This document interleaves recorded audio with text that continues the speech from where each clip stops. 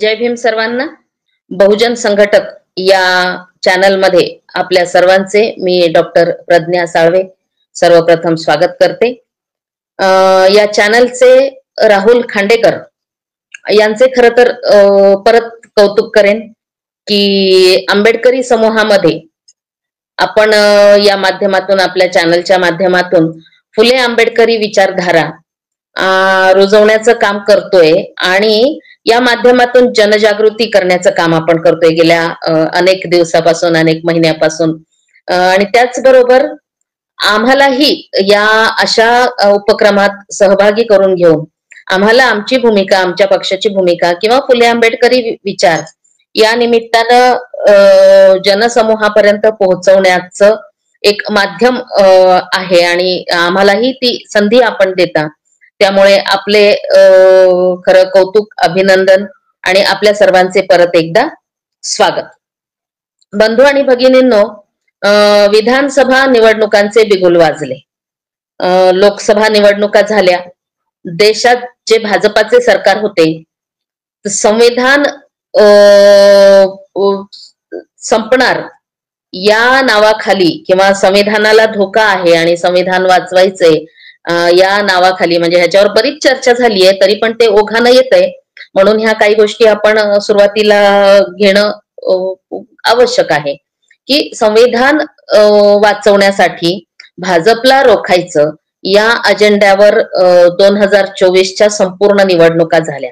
आणि महाराष्ट्रात खरं पाहिलं तर संविधान वाचवण्यासाठी महाविकास आघाडीला मतदान करा हा अजेंडा चालवला गेला आणि तो बऱ्याच अंशी यशस्वी सुद्धा झाला.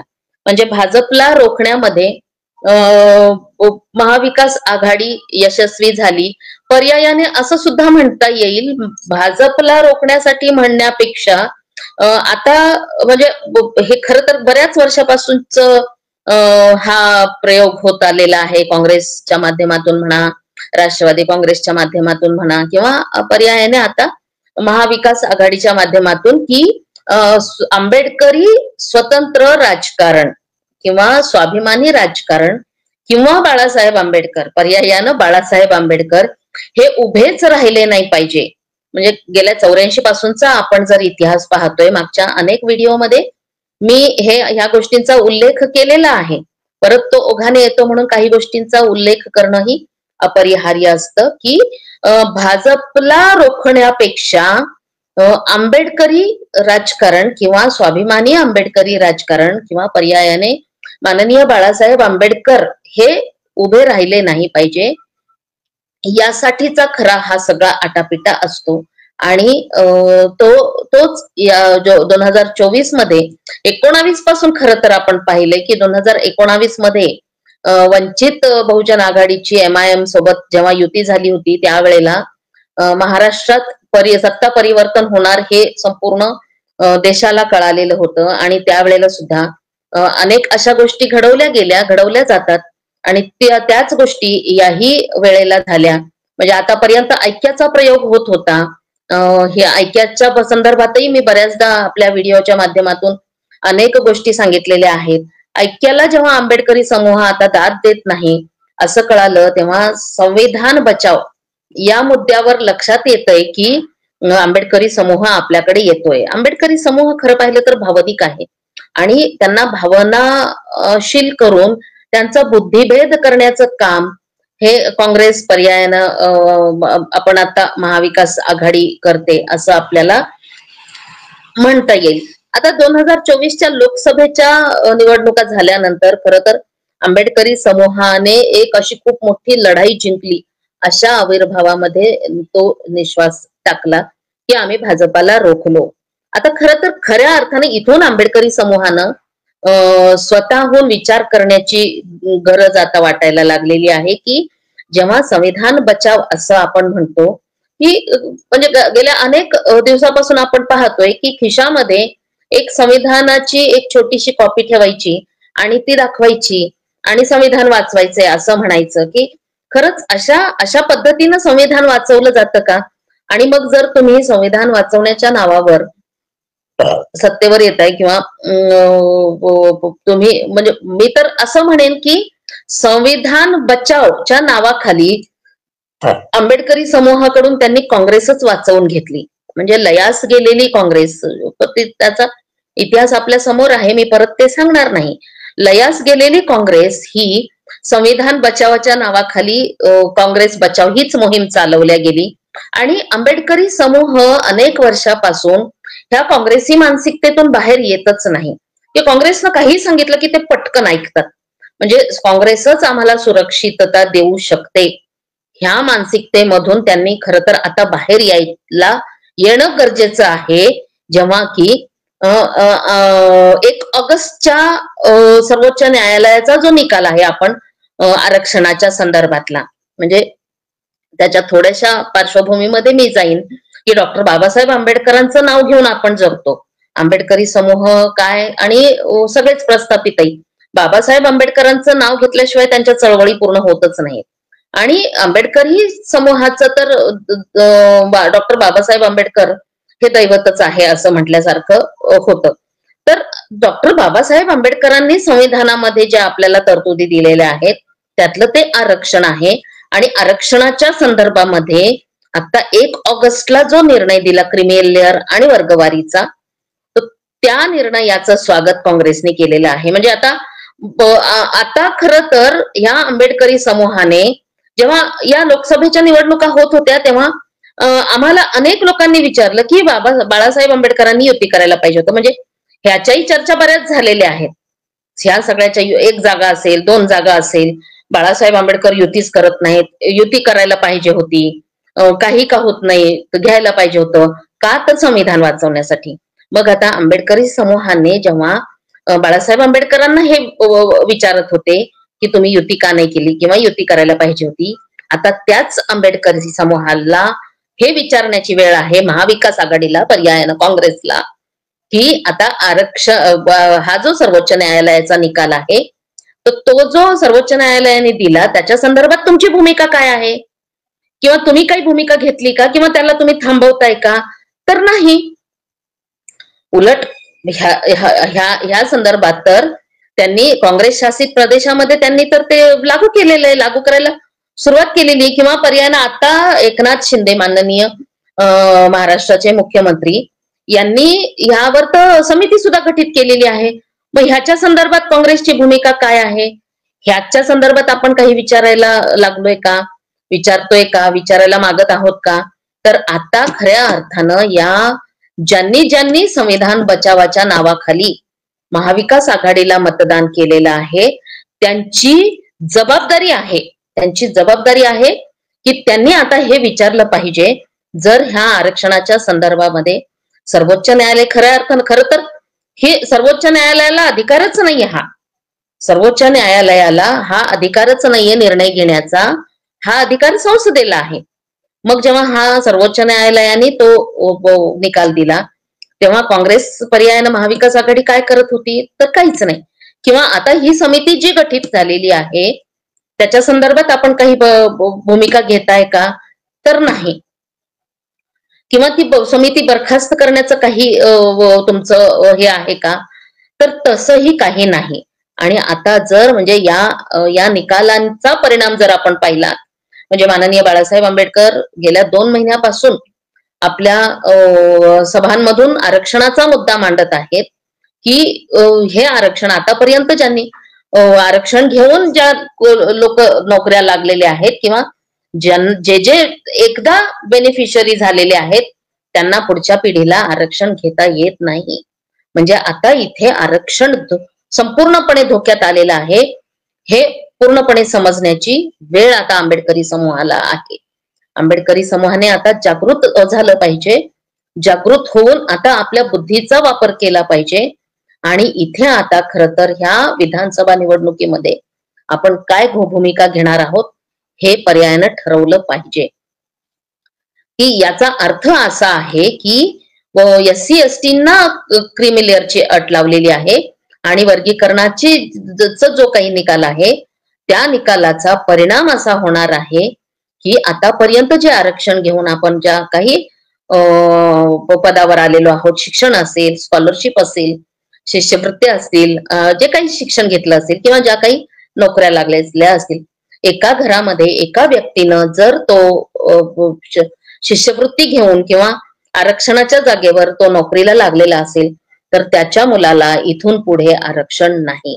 म्हणजे अशा पद्धतीनं संविधानाने म्हणजे डॉक्टर बाबासाहेब आंबेडकरांनी संविधानामध्ये जे आपल्याला आरक्षणाची तरतूद लागू केलेली आहे त्या आरक्षणामुळे आपण जे सुशिक्षित झालेलो आहोत आणि आज आपण कोणाला तरी जाब विचारण्याच्या लायक झालेलो आहोत, ते आरक्षणच आपलं काढून घेण्याचा प्रकार हा प्रस्थापितांनी चालवलेला आहे. आणि त्याच्या संदर्भात ज्यांनी भूमिका घ्यायला पाहिजे होतं, म्हणजे ज्या आंबेडकरी समूहाच्या मतदानावर आता आज ते हे आलेले आहेत, निवडून आलेले आहेत, त्यांनी खर तर या संदर्भात भूमिका घ्यायला पाहिजे. खर तर मी असं म्हणेन की आज ही अटीतटीची वेळ आलेली आहे. विधानसभा म्हणजे आपण काँग्रेस तर त्याच्या संदर्भात भूमिका घ्यायला मागतच नाही, पण एकही नेता म्हणजे 2024 मध्ये आपण पाहिलं की आंबेडकरी साहित्यिक आणि विचारवंतांची संपूर्ण फळी आपण पाहिली की ह्या बाळासाहेब आंबेडकरांच्या विरोधात कामाला लावलेली होती. म्हणजे महाविकास आघाडीला मतदान करा हे म्हणण्यापेक्षा त्यांचा उद्देश हा होता की बाळासाहेब आंबेडकरांना मतदान करू नका, हे असं ते डायरेक्ट म्हणत होते. म्हणजे त्यांना किती बाळासाहेब आंबेडकरांची ही स्वतंत्र राजकीय चळवळ रोखण्याचं हे केवढं मोठं षडयंत्र आहे. म्हणजे आता तर एक आंबेडकर नावाचंच पिल्लू सोडलेलं आहे. म्हणजे काय म्हणावं याला, आंबेडकरांच्या विरुद्ध आंबेडकरच चालवले जात आहेत. म्हणजे इतकं त्यांना बाळासाहेब आंबेडकरांना रोखायचंच असतं. मागच्या अनेक व्हिडिओमध्ये किंवा अनेक व्याख्यानामध्ये मी हे सांगितलेलं आहे की जिथे लोकसभा 2024च्या लोकसभा निवडणुकांमध्ये काँग्रेसच्या 7 जागांवर बाळासाहेब आंबेडकरांनी पाठिंबा दिला, पण काँग्रेसला एवढी नैतिकता दाखवता आली नाही की अकोल्यामध्ये केवळ 1 आंबेडकर निवडून येऊ द्यावेत आणि त्यासाठी त्यांनी पाठिंबा द्यावा. एवढी नैतिकता त्यांना दाखवता आली नाही. याच्यावर सुद्धा आता ह्या ज्यांनी महाविकास आघाडीला मतदान केलेलं आहे त्यांनी विचार करण्याची ही गरज आहे खरं तर आज. आणि म्हणून आज म्हणजे उत्तर प्रदेशमध्ये मायावतीचं राजकारण संपवलंय. म्हणजे हे षडयंत्र किती कोणत्या टोकाला जाते ह्याचा सुद्धा आपण विचार केला पाहिजे की आंबेडकरी स्वतंत्र राजकारण हे उभंच राहिलं नाही पाहिजे. आणि हे उभं राहिलं तर आपलं काय, म्हणजे आंबेडकरांची ही जी मानसिकता आहे, अस्पृश्यतेची मानसिकता म्हणा किंवा आम्हाला धक्का देईल या मानसिकतेतून म्हणा की कुणाचंच आंबेडकरी नेतृत्व, राजकीय अस्तित्व हे जे उभं राहत होते त्यांना तर त्यांनी आपल्याकडे वळवून घेतलं. म्हणजे आतापर्यंतचे रिपब्लिकन नेते आज आपण पाहिले कोण आहे, कोणीच नाहीये. म्हणजे आतापर्यंतचे जे आरोप आपण करत होतो की ऐक्य बाळासाहेब करत नाही, ह्यांना सोबत घेत नाही, त्यांना सोबत घेत नाही, कुठे आहेत आज ते सगळे? आज सगळे ते भाजपाच्या वळचणीला बांधलेले आहेत, त्यांचं संपूर्ण अस्तित्व नष्ट झालेलं आहे. अशाच पद्धतीनं माननीय बाळासाहेब आंबेडकर सुद्धा नष्ट झाले पाहिजे किंवा त्यांचं स्वतंत्र जे स्वाभिमानी राजकारण आहे हे संपुष्टात आलं पाहिजे. जर तुम्ही आमच्या सोबत येणार असाल तर आम्ही जे सांगू, आम्ही जे देऊ तेवढ्यावर तुम्ही आमच्या सोबत या, नाहीतर आम्हाला तुमची गरज नाही. अशा स्पष्ट शब्दामध्ये काल ते मिस्त्री तर बोललेच, सगळीकडे त्याचा प्रचारही चालू आहे की आम्हाला आंबेडकर नावाची गरज नाही. अरे आंबेडकरांचं नाव घेतल्याशिवाय तुमचं राजकारण उभंच राहू शकत नाही. आंबेडकरी समूहाशिवाय म्हणजे आज जे तुम्ही निवडून आलेला आहात, आंबेडकरी समूहानं तुम्हाला मतदान केलंय म्हणून तर निवडून आलेला आहात. केवळ तुम्हाला बाळासाहेब आंबेडकर नको, आंबेडकरांचं, आंबेडकरी समूहाचं मतदान मात्र तुम्हाला पाहिजे आणि त्याच्याशिवाय तुम्ही उभंच राहू शकत नाही. पण ते जर पाहिजे असेल तर आम्ही जे सांगू, म्हणजे परत मी एकदा म्हणेन की आंबेडकरी समूहाने इतका दबाव टाकला होता बाळासाहेब आंबेडकरांवर 24च्या लोकसभेमध्ये की युती केलीच पाहिजे, तुम्ही युती करा, तुम्ही युती करा. पण आंबेडकरी समूहाने हे कधी काँग्रेसला विचारलं का की तुम्ही बाळासाहेब आंबेडकरांना घ्या सोबत, तुम्ही त्यांना घ्या सोबत? पण हे एवढी नैतिकता म्हणा किंवा एवढी सदसद विवेक बुद्धी आमच्या कुठल्याही बुद्धिवंतांमध्ये नाही. आज ही खरी गरज आहे की आपण आता त्यांना विचारलं पाहिजे की बाळासाहेब आंबेडकरांना तुम्ही सोबत का घेत नाही. अशा अशा पद्धतीनं आता विधानसभा निवडणुका लागलेल्या आहेत. बाळासाहेब आंबेडकरांना जर बीजेपीला सोयीचं राजकारण होईल तर होईल असं जर त्यांनी राजकारण केलं असतं तर अकोल्यामध्ये स्वतःची गेल्या 92 पासून त्यांनी स्वतःची सत्ता चालवलेली आहे. एक तो आदर्श निर्माण केलेला आहे की आम्ही जर या बहुजनांच्या मदतीनं आणि बहुजनांचं राजकारण स्वतंत्र राजकारण जर आम्ही उभं करू शकलो तर यांच्या कुठल्याही कुबड्या न घेता आम्ही सत्ता प्रस्थापित करू शकू. हा एक महत्वाचा संदेश बाळासाहेब आंबेडकरांना जनतेमध्ये द्यायचा आहे. पण आमची दुबळी जनता हे समजण्यात खरंच कमी ठरलेली आहे.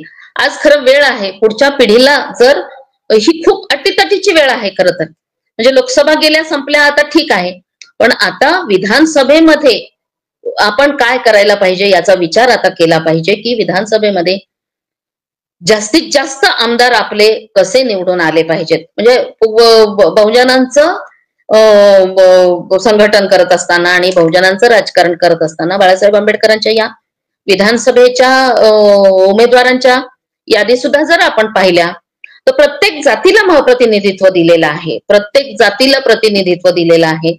म्हणजे बाबासाहेब आंबेडकरांनी जो संदेश दिलेला होता की बहुजनांची सत्ता ही खऱ्या अर्थानं बाळासाहेब आंबेडकर आणू पाहत आहेत आणि त्याला खरं तर आपण साथ देणं फार गरजेचं आहे. प्रस्थापितांना तर आपण अनेकदा संधी दिलेली आहे, अजूनही संधी देतच आहोत. अजूनही आपण प्रस्थापितांनाच आणण्याच्या तयारीमध्ये असू. व त्यांचीच सुनेत्रा पवार असेल, रोहित पवार असेल, अजित पवार असेल. बरं मला सांगा त्यांच्यामध्ये वाद होत नाहीत का? अजित पवार फुटून गेले, राज ठाकरे फुटून गेले, सगळ्यांचे फूट पडणे हे तर सगळ्यांचंच आहे. पण आपण चर्चा कुठल्या करतो की आंबेडकरांच्या चर्चा करतो.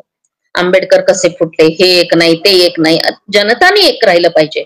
एक तर संधी द्या. महाराष्ट्रामध्ये माननीय बाळासाहेब आंबेडकरांना आपण आता एक तरी संधी दिली पाहिजे आणि ती देणं अनिवार्य आहे. आज जर बाळासाहेब आंबेडकरांचे आमदार वंचित बहुजन आघाडीचे आमदार जर निवडून नाही आले तर आपलं आरक्षण संपलं असं आपण ठाम केलं पाहिजे. कारण या सर्वोच्च न्यायालयाच्या निकाला संदर्भात रिव्ह्यू पिटिशन जर दाखल कोणी केली असेल तर ती केवळ बाळासाहेब आंबेडकरांनी, बाकी काँग्रेसच्या कुठल्याही लोकांनी रिव्ह्यू पिटिशन नाही, काही नाही, काही नाही. हेही आपण याचाही आपण अभ्यास केला पाहिजे की आपण फक्त केवळ आता वेळ मागून घेतलेली आहे. रिव्ह्यू पिटिशन दाखल केली म्हणजे आता आज ना उद्या तो निर्णय लागू होणारच आहे. आज जर आपल्या विधानसभेमध्ये बहुसंख्य आमदार आपण निवडून नाही गेले तर हा निर्णय आपण रोखू शकणार नाही आणि पुढची येणारी जी पिढी आहे परत ती गुलाम होईल, परत ती गुलामी आपल्याला येईल. कारण ही व्यवस्था जी आहे आपल्या सगळ्यांना गुलाम करण्यातच गुंतलेली आहे आणि तीच गुलामी पत्करण्यासाठी आपण बाळासाहेब आंबेडकरांना सांगत होतो की जी गुलामी डॉक्टर बाबासाहेब आंबेडकरांनी ज्या गुलामीतून आपल्याला बाहेर काढलेलं आहे तीच गुलामी, तीच लाचारी बाळासाहेबांनी स्वीकारावी असं आपण त्यांच्यावर दबाव आणत होतो. बाळासाहेब आंबेडकरांनी ते ऐकलं नाही आणि पर्यायानं आपण सगळ्यांनी आंबेडकरी जनतेने महाविकास आघाडीला मतदान केलं. झाली 2024च्या लोकसभा संपल्या. आता आपल्या हातामध्ये एक महत्वाची संधी आहे. आपण आता विधानसभा निवडणुकांमध्ये महाराष्ट्रामध्ये वंचित बहुजन आघाडीच्या सगळ्या उमेदवारांना भरभरून म्हणजे निवडून नाही आले, निवडून येत नाही म्हणून दुसऱ्यांना मतदान करणं हे आता आपण बाजूला ठेवलं पाहिजे. याच्यावर बऱ्याच चर्चा झालेल्या आहेत. बऱ्याच लोकांनी सांगितलेलं आहे की आपण आपला एक दबावगट निर्माण करू शकतो. निवडून जरी नाही आला तरी आपण आपला एक दबावगट निर्माण करू शकतो. म्हणजे 70चा काळ जर आपण पाहिला तर दलित पॅंथर त्यावेळेला एक राजकीय शक्ती म्हणून उभं राहू शकली असती. म्हणजे आपण खरं तर खूप आधीपासून पाहिलं पाहिजे की हे कशा पद्धतीनं आपल्याला रोखण्याचा प्रयत्न करतात. दलित पॅंथर जर ती एक राजकीय शक्ती म्हणून पुढे आली असती तर आज ते एक स्वतंत्र स्वाभिमानी राजकारण होऊ शकलं असतं. पण त्याही वेळेला दलित पॅंथर मध्ये फूट पाडली आणि तीही विस्कळीत झाली. त्याच्यानंतर अनेक आपल्या आरपीआयच्या गट तट झाले. सगळ्यांना आपण वेगळं वेगळं उचलून घेतलं. कुणाला मंत्रीपद दिलं, कुणाला कॅबिनेट मंत्रीपद दिलं, कोणाला आमदारकी दिली, कुणाला विकास महामंडळ दिली. ह्या सगळ्या बाबीनं झाले काय तर आंबेडकरी समूह खूप मागे गेलेला आहे. आज परत ती गुलामी येते की काय असं वाटायला लागलेलं आहे आणि अशा पद्धतीनं एक एक संविधानातल्या तरतुदी आपल्या नष्ट करण्याचा प्रघात सुरू होत आहे. आणि हे जर थांबवायचं असेल तर खऱ्या अर्थानं आपण आता वंचित बहुजन आघाडीच्या सगळ्याच उमेदवारांना मतदान दिलं पाहिजे. खरं मला या ह्याच्यामध्ये म्हणजे एक मी आकडेवारी सांगेन, म्हणजे महाराष्ट्रामध्ये असे 29 मतदारसंघ आहेत जे अनुसूचित जातीचे आहेत. मला सांगा त्यातले आपले किती आमदार निवडून येतात? काहीच नाही, कारण आपण प्रस्थापितांच्याच लोकांना मतदान करतो. म्हणजे बीजेपीचे असतील, काँग्रेसचे असतील, शरद पवार गट असतील, राष्ट्रवादी सेना असतील, शिवसेनेचे असतील, ह्यांनी त्यांच्या जागेवर आरक्षित जागेवर उभे केलेल्या मतदारांना आपण मतदान करतो. पण आपल्या राखीव जागेवर उभ्या असलेल्या लोकांना हे प्रस्थापित लोक कधी निवडून आणतात का किंवा मतदान करतात का, हाही विचार आपण केला पाहिजे. आणि म्हणून आपण आपलं स्वतंत्र राजकारण जे कोणी करत आहे त्यांच्या पाठीशी राहिलं पाहिजे. आज ही खऱ्या अर्थानं वेळ आहे.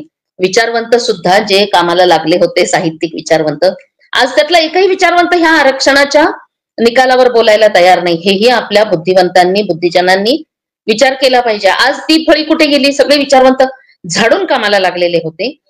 त्या सगळ्या विचारवंतांना सुद्धा आपण विचारलं पाहिजे की या आरक्षणावर तुमची काय भूमिका आहे, किंवा मुद्दे भरकटवत जातात. काय तर वंचितच्या कार्यकर्त्यांनी इथं धिंगाणा केला, तिथं धिंगाणा केला, का नाही करू नये धिंगाणा, का विचारू नये त्यांना? आज वंचितचे जर कार्यकर्ते असतील किंवा जे कोणी वंचितचेच म्हणण्यापेक्षा ज्या लोकांनी महाविकास आघाडीला मतदान केलेलं आहे ते लोक जर ह्या साहित्यिकांना किंवा विचारवंतांना जाब विचारत असतील की तुम्ही ह्या आरक्षण संदर्भात तुमची भूमिका काय, त्याचं उत्तर देणं काम आहे त्यांचं आता. कारण त्यांनीच सांगितलं बाळासाहेब आंबेडकरांना मतदान करू नका, महाविकास आघाडीला मतदान करा. तर त्यांनी त्यांचं स्वतंत्र विचार द्यायला पाहिजे ना, उत्तर द्यायला पाहिजे. उत्तर नाही देता येत असेल तर तुम्ही असे काम करायचे नाही खरं तर. पण नाही, मग आज ही वेळ आहे. या आज एकही विचारवंत यायला तयार नाही, यायला मागत नाही किंवा ह्याच्यावर बोलायला मागत नाही. आणि म्हणून या विचारवंतांना सुद्धा आपण जाब विचारायची वेळ आलेली आहे. या विधानसभा निवडणुकांमध्ये खरं तर झाडून आपण आता कामाला लागलं पाहिजे. म्हणजे फक्त काही सभांमध्ये मी असं, काल परवा एक आमची औरंगाबादला बैठक झाली उमेदवारासोबत. बैठकीमध्ये सगळे पुरुष आलेले होते. मी तिथं एक बोलता बोलता बोलले की बैठकीला किंवा प्रचाराला फक्त पुरुष न येता आपल्या घरच्या ज्या महिला आहेत त्यांनी सुद्धा आलं पाहिजे. महिला जेव्हा उतरतात, राजकारणात असो, समाजकारणात असो किंवा कुठल्याही कार्यक्रमामध्ये महिला जेव्हा उतरतात तेव्हा त्याचा परिणाम खूप वेगळा होतो आणि तो यशाकडे वाटचाल करणारा होतो. आणि म्हणून महिलांमध्ये चर्चा घडवून आणा, महिलांना प्रचाराच्या दरम्यान कामाला लावा, असा एक संदेश मी त्या ठिकाणी दिला होता. तोच संदेश मी आजही देईन की निवडणुकीच्या काळामध्ये निवडणूक जिंकण्यासाठी वेगवेगळे जे अजेंडे असतात तर त्याच अजेंड्यामध्ये किंवा त्याच ह्याच्यामध्ये एक हा सुद्धा आहे की केवळ पुरुष फिरून होणार नाही. आपण प्रचार करतोय पण आपण बाहेर जातो, घरातला पुरुष बाहेर जातो आणि प्रस्थापितातला एक उमेदवार घरी येऊन आपल्या बायकोच्या पाया पडतो आणि ताई आम्हाला मतदान दे म्हणतो आणि ती बिचारी त्याला मतदान देऊन मोकळी होते. तर ह्या सुद्धा आता खरंच खूप अट्टीतट्टीची वेळ आहे. खूप भावनिक होऊन आपल्याला विचार करायचंय की आपली पुढची पिढी जर वाचवायची असेल, पुढची पिढी वाचवायची असेल, त्यांचं आरक्षण वाचवायचं असेल तर आज कुठल्याही प्रस्थापितांच्या प्रचाराला बळी न पडता आपण वंचित बहुजन आघाडीच्या उमेदवाराला मतदान करणं अपरिहार्य झालेलं आहे. नाही तर काय म्हणतात ते, गळ्यात गाडगं आणि मागे खरटा हा जरी प्रकार नसला तरी निव्वळ गुलामगिरी येणार आहे, निव्वळ गुलामगिरी वापस येणार आहे आणि सगळं प्रस्थापितांचं राज्य राहणार आहे आणि आपल्या हातात काहीही राहणार नाही. येणारी नंतरची पिढी शिक्षणापासून वंचित राहील आणि हाच पायंडा खरं तर सगळ्यांना पाडायचा आहे. यांना सगळ्यांना गुलामीच आणायची आहे. आज बौद्धातले सगळे लोक शिकून खूप मोठमोठ्या पदावर गेलेले आहेत आणि आपण जाब विचारतोय, हा जाब विचारणं यांना सहन होत नाही. आणि म्हणून ही निवडणूक जी आहे 2024 ची विधानसभा निवडणूक, आरक्षण बचाव, मागचं संविधान बचावच्या ह्याच्यावर जिंकली, ह्याच्यात आपल्याला आरक्षण बचाव ह्याच्यात कामाला लागायचंय आणि सगळ्यांनी मैदानात उतरायचंय. लयास गेलेल्या काँग्रेसला जेव्हा आपण वाचवू शकतो तेव्हा नक्कीच आपण सगळे आरक्षण वाचवू शकतो, असं मला या ठिकाणी खरं तर खूप ह्याच्यातून सांगायचं आहे की मला ह्याच्यात एक एक एक अभ्यास करताना असं जाणवलं 2024च्या संदर्भात जेव्हा प्रचारादरम्यान आम्ही फिरत होतो तेव्हा एक वर्ग असा होता की जो 40 ते 60 पर्यंतचा होता, तोच वर्ग भ्रमित होता. तोच वर्ग बाळासाहेब आंबेडकरांनी असं करायला पाहिजे, तसं करायला पाहिजे, तोच वर्ग होता. पण 20 ते 40चा जो वर्ग होता, तो तरुण वर्ग ज्याला आपण म्हणू, तो मात्र संभ्रमित नव्हता. तो विचार करत होता, त्याला माहित होतं की हे बाळासाहेब आंबेडकर हे स्वतंत्र आणि स्वाभिमानी राजकारण करत आहेत. येणाऱ्या पिढ्यांसाठी फायद्याचं काय आहे हा विचार तो तरुण पिढी करत होता आणि म्हणून या तरुणांना आपण याच्यात उतरवणं जास्त गरजेचं आहे. तरुणांमध्ये हा मेसेज फिरवणं जास्त गरजेचं आहे. या आजच्या या व्याख्यानाच्या निमित्तानं मी महाराष्ट्रातल्या अनेक तरुणांना म्हणजे जातीचं तर हे झालेलंच आहे, म्हणजे मराठा एकीकडे, ओबीसी एकीकडे, म्हणजे या विधानसभा निवडणुकीमध्ये मुस्लिम समुदाय सुद्धा खूप आपल्याकडे आहे. म्हणजे बाळासाहेब आंबेडकरांची जी उमेदवारांची यादी जर पाहिली तर मुस्लिम उमेदवारांनाही खूप मोठी संधी दिली आहे आणि यातला मुस्लिम जो आहे तो असुरक्षित आहे आणि म्हणून तो त्यांना सुरक्षा देणारा कोण आहे तर ते केवळ बाळासाहेब आंबेडकर. ही भावना आता मुस्लिम समुदायाला झालेली आहे. मधल्या काळामध्ये बाळासाहेब आंबेडकरांनी आरक्षण बचावची यात्रा काढली होती, त्याच्यावरही आपलं एक व्याख्यान झालेलं आहे. तर ओबीसींचं आरक्षण वाचवण्यासाठी बाळासाहेब आंबेडकरांनी खूप मोठी पावलं उचललेली आहेत आणि ओबीसींना सुद्धा आता हे कळून चुकलेलं आहे की ज्यांच्या मतावर प्रस्थापित सत्तेत आलेले आहेत ते त्यांच्या आरक्षणाच्या संदर्भात काहीही भूमिका घ्यायला तयार नाहीत आणि म्हणून असा खूप मोठा समूह जो ओबीसींचा आहे तो सुद्धा आज बाळासाहेबांच्या सोबत आलेला आहे आणि म्हणून यावेळेस खरं तर खूप मोठी आशा आहे आपल्याला. परत मी एक वैशिष्ट्य सांगेन की शमीभा पाटील सारख्या तृतीय पंथीयांना आपण उमेदवारी दिलेली आहे. म्हणजे घटनेनं त्यांना सुद्धा नागरिकत्व दिलेलं आहे, त्यांना माणूस म्हणून जगण्याचा अधिकार दिलेला आहे. पण आतापर्यंतच्या इतिहासात कुणीही अशा तृतीय पंथीयांना उमेदवारी दिलेली नाही. म्हणजे पर्यायानं आपण त्यांना माणूस म्हणून नाकारतोच आहोत. पण बाळासाहेब आंबेडकरांचं जर समाजकारण राजकारण पाहिलं तर जे डॉक्टर बाबासाहेब आंबेडकर मानवमुक्तीची लढाई लढले, माणूस म्हणून ज्यांनी सगळ्यांना समतेचा अधिकार दिलेला आहे, तीच समता या तृतीय पंथीयांना सुद्धा दिलेली आहे आणि तृतीय पंथीयातल्या अनेक लोकांना बाळासाहेब आंबेडकरांनी उमेदवारी दिलेली आहे आणि निवडून आणण्याची ती तयारी सुद्धा ठेवलेली आहे. म्हणजे उद्याच्या विधानसभेमध्ये निवडून आल्यानंतर शमीभा पाटील आमची आमदार राहील खरं तर. आणि अशा पद्धतीनं बाळासाहेब आंबेडकरांनी ह्या उमेदवारांच्या याद्या जर पाहिल्या आपण तर बाळासाहेब आंबेडकरांनी हे वंचित घटकांना म्हणजे आंबेडकरी चळवळी आपण पाहिल्या तर आंबेडकरी चळवळी ह्या नाहिरे समाजासाठी आहेत आणि डॉक्टर बाबासाहेब आंबेडकरांनी सांगितले की ह्या नाहिरे समाज जेव्हा सत्तेत येईल खऱ्या अर्थानं तेव्हा ही समता प्रस्थापित होईल, असं डॉक्टर बाबासाहेब आंबेडकर म्हणत होते. आणि बाळासाहेब आंबेडकरांच्या 84 पासूनचा राजकारणाचा समाजकारणाचा आढावा जर आपण घेतला तर बाळासाहेब आंबेडकर हे या सगळ्या वंचित समूहांना सोबत घेऊन समाजकारण राजकारण करत आहेत. याचा अनेकदा व्याख्यानामध्ये आपण उल्लेख केलेला आहे आणि म्हणून ही लढाई ही कुणा एकाची नाही, ही संपूर्ण आरक्षणवाद्याची लढाई आहे आजची आणि आरक्षण बचाव या मोहिमेमध्ये आपण उतरलं पाहिजे आणि आरक्षण वाचवण्यासाठी आज आपण वंचित बहुजन आघाडीच्या सगळ्या उमेदवारांना निवडून दिलं पाहिजे, असंच मी जाता जाता या व्याख्यानाच्या निमित्तानं सांगू इच्छिते. राहुलने मला या ठिकाणी संधी दिली त्याबद्दल मी राहुलचे आभार व्यक्त करते आणि आजच्या पुरतं इतकंच म्हणून मी या ठिकाणी थांबते. धन्यवाद.